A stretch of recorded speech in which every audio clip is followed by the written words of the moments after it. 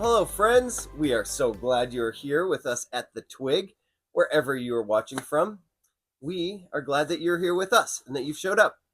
And we've been sitting with this story from John chapter 9, where Jesus heals a man who was born blind.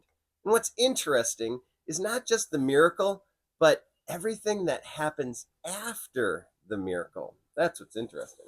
Yes, this story is fascinating because this man is at the center of this whole 2,000 word long story, and he never is given a name.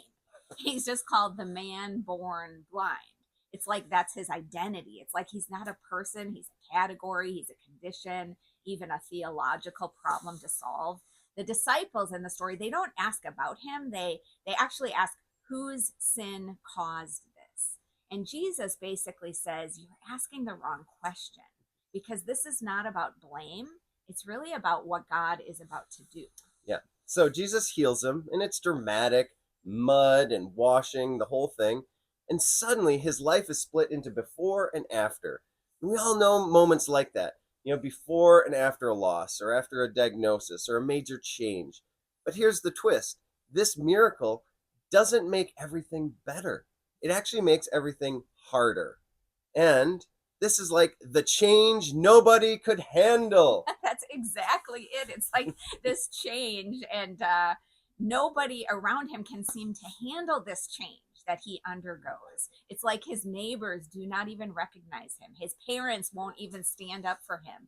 The religious leaders in the story, they interrogate him not once, but twice, because his healing, it doesn't fit in their categories, in their framework. And rather than adjust their worldview, they reject the person standing in front of them. It's really brutal.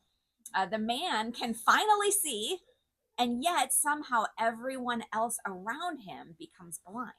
Yeah, this man loses more than his blindness. He loses his place, his identity, his community, and he didn't choose any of it.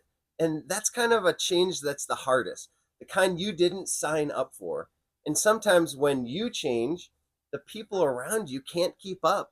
They can't keep up with who you are becoming, so they keep relating to who you used to be. And that can be incredibly lonely. Yeah, it's like a particular sort of loneliness in that. Well, I think we do this to one another sometimes without even realizing the impact.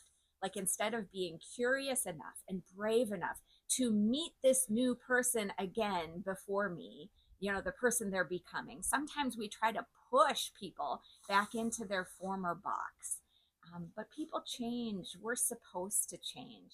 And the key is to remain open to one another in the midst of change. And that is so hard because with every change, even good changes, there comes grief. Yeah. And this story isn't about physical sight, it's about spiritual sight and spiritual blindness. And one way we might think about spiritual sight, spiritual blindness, is by thinking about how much reality we can sense. So if you think about it, every life form has some ability to sense its environment. Plants are a life form and they can sense some things. They can sense light and darkness. If you remember our sunflowers turning toward the sun and stretching toward the sun, right? That's the things the plants sense. But if I bring a saw out here to prune a tree, the trees don't recoil. They don't scream, no, don't do it. They can't sense that. But animals are a little higher up, and they can sense more than plants. They can sense movement and smell, danger, each other. So when our cat Bob walks into the room, our sheepdog can be totally in deep sleep, but he'll jump up to greet Bob and chase after him. And of course, human beings can sense even more things than animals. We can sense justice. We have a reaction to what is right and wrong. And we can sense beauty, and we can sense the moral weight of things like war. So, what does it mean to receive spiritual sight? Well, it's the thing that you sense more of within reality. So spiritual sight opens your eyes to more of reality. And God gives us that sight. There are really two things we cannot see when we're spiritually blind. The first one is we cannot see our own brokenness. not just sin in theory, but like in a real, honest, personal way. And the second thing we can't see without spiritual sight is grace, the depths of grace, because grace only becomes real when you realize what it's rescuing you from. Yes. So the Pharisees in the story, right? They were smart, devoted, religious, and completely blind. They can't see their own pride. They can't see the miracle right in front of them. It's such an interesting insight into spiritual sight and blindness. Jesus says something sobering. He says to the Pharisees, if you were blind, you would not be guilty, but since you insist on seeing, your guilt remains. Ooh. It's like, in other words, Jesus is saying the deepest blindness is blindness to your own blindness. Like the deepest blindness is thinking that you can actually see when God hasn't given you spiritual sight. Yeah.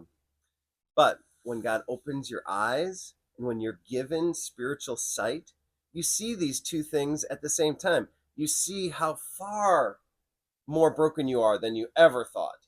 And you also see how far more loved than you ever dared imagine you are. So being able to see your brokenness and to see your belovedness, that does something powerful in us. It opens us up and it removes arrogance because I know how lost I am. And it removes insecurity because I know how loved I am by God who made me. It's amazing. It's like a totally unique human person rooted in God's love. You're not superior, and you also know you're not inferior because you're rooted in God's grace. The man in the story ends up saying, I once was blind, but now I see. And that is like the invitation for all of us, not just to have our circumstances changed, but to actually see more of reality, to actually grow in our awareness of our environment, to see ourselves honestly, to see the depth of God's love for us, to see others honestly, to see the depth of God's love for everyone, even and especially our enemies. That is what spiritual sight does. So may you have your eyes open to more of reality today, rooted in God's grace, growing in God's goodness, and walking with God in waging peace and restoring what is broken in this world. Have a great week, everyone. We'll see you next time.